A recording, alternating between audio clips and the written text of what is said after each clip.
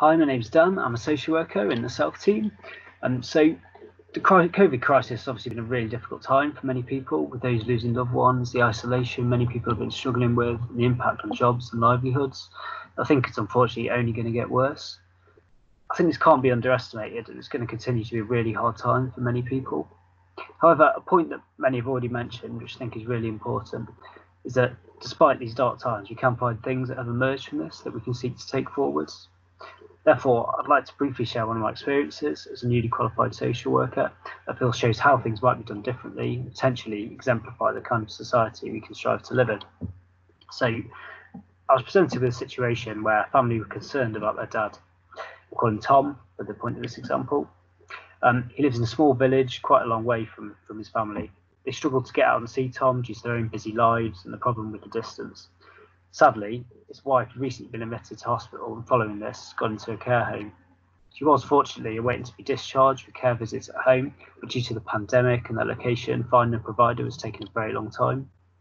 This was clearly a really difficult time in Tom's life. I imagine he was suffering with a great sense of loss and fear about his and his wife's future. His family said he often appeared confused and in low mood. Although he was reluctant to receive much support himself, as understandably he wanted to hold on to his independence. I decided then to look up the resources staff had usefully compiled since the start of the pandemic, following the brilliant response from communities and local groups coming forward to offer their support. I found a group of volunteers in a nearby village that had come together to support people in whatever way they could during the crisis, whether this was shopping for essentials or just being there as someone to talk to. I called them up, even though this person wasn't in their normal area. They linked him up with a volunteer who would call him up regularly and have a chat with him, providing him with much needed social connection and moral support.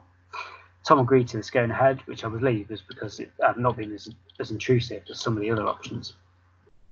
A couple of weeks later, I got an email from the volunteer which said the following. Tom is very down and says he's feeling bloody useless. I asked if he wanted to speak to his wife in the care home, but he said he didn't know what to say to her, which is so sad. He just wants her home. The local shop is delivering Tom's bread and milk. His daughter prepares meals for him, which he stores in the freezer. His neighbour kindly cut his large lawn over the weekend, which had been worrying him. We chat about gardening, his past life, his wife and family. The time we're talking, he seems to perk up a bit and even laughs occasionally. He keeps on inviting me over for a cup of tea, and when the situation allows, I will of course do this.